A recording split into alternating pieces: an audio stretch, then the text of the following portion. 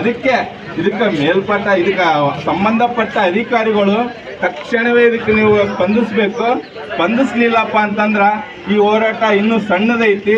ದೊಡ್ಡ ಮಟ್ಟಕ್ಕೆ ಹೋಗೋ ಥರ ನೀವು ಮಾಡಬೇಡ್ರಿ.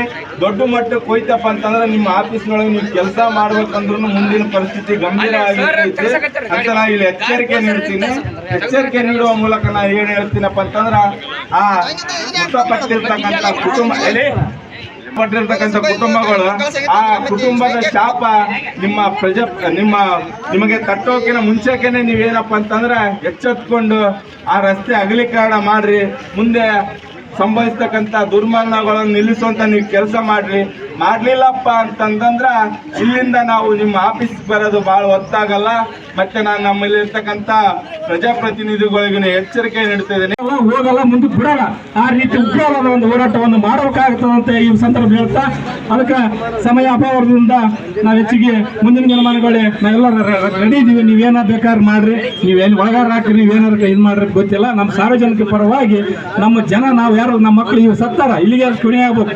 ಯಾಕಂದ್ರೆ ಬೇರೆ ಕಡೆ ಎಲ್ಲ ಡೆವಲಪ್ಮೆಂಟ್ಗಳಾಗ್ಯಾವ, ರೋಡ್ಗಳ ಹಳ್ಳಿಗಳು ಏನೇನೋ ಹಳ್ಳಿಗಳು ಇದಾವ. ಏನು ಕಾನೂನು ಅಲ್ಲಿ ಒಂದು ನಮಗೊಂದು ಸಂವಿಧಾನ ಬೇರೆ ಅದ, ಈ ನಮ್ಮ ಭಾಗಕ್ಕೊಂದು ಬೇರೆ ಇಲ್ಲ.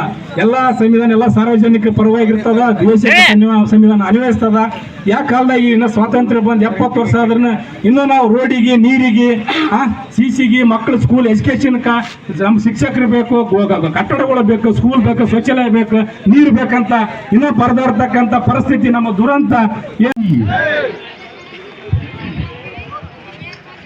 ಇವತ್ತೆ ನಮಗೆ ಬಹಳ ನೋವಿನ ಸಂಗತಿ, ಬಹಳ ಅಂದ್ರೆ ಬಹಳ ನೋವಿನ ಸಂಗತಿ. ನಮ್ಮ ತಿಂತಿಣಿ ಗ್ರಾಮ ಪಂಚಾಯತಿ ವ್ಯಾಪ್ತಿಯಲ್ಲಿ ಮೊನ್ನೆ ನಡೆತಕ್ಕಂಥ ಘಟನೆ ನೋಡಿದ್ರೆ ಅದು ನಮಗಿನ್ನೂ ಮರ್ತಿಲ್ಲ. ಎಂಥ ಘಟನೆ ನಡೀತು ಅಂತಂದ್ರೆ ಬಹಳ ಅಂದ್ರೆ ಬಹಳ ದೊಡ್ಡ ಘಟನೆ. ಆ ಸಂದರ್ಭದಲ್ಲಿ ಮೊನ್ನೆ SP ಸಾಹೇಬ್ರ ಹತ್ರ ನಾವು ಕೆಲವು ಜನ ಹೋದ್ವಿ. ಅವತ್ತೆ ಸಾಹೇಬ್ರು ಬಂದಿದ್ರು, SP ಸಾಹೇಬ್ರು ಬಂದದ ಸಂದರ್ಭದಲ್ಲಿ, ಸರ್ ಈ ರೀತಿಯಲ್ಲಿ ಆಗಿದೆ ಸರ್, ದಯವಿಟ್ಟು ಇದಕ್ಕೆ ಏನಾದರೂ ಪರಿಹಾರ ಮಾಡ್ತಕ್ಕಂಥ ವ್ಯವಸ್ಥೆ ಆಗ್ಬೇಕಂದ್ರೆ ಸಾಹೇಬ್ರು ಹೇಳಿದ್ರು, ಎರಡು ಬಾರಿ ನಾವು ಇದ್ರ ಬಗ್ಗೆ ನಾವು ವರದಿ ಸಲ್ಲಿಸಿದ್ದೇವೆ, ಆಗ್ತದೆ ಅಂತ ಹೇಳ್ತಾರ ಅಂತ ಹೇಳಿದ್ರು. ಸರಿ ಸರ್, ದಯವಿಟ್ಟು ನಾವು ನಿಮ್ಮ ಹತ್ರ ಮತ್ತೊಮ್ಮೆ ರಿಕ್ವೆಸ್ಟ್ ಮಾಡ್ತೀವಿ ಅಂತ ಹೇಳಿದಾಗ ಅವರಿಗೆ ನಮ್ಮ ಸ್ಫೂರ್ತಿಯನ್ನು ಕೊಟ್ಟರು.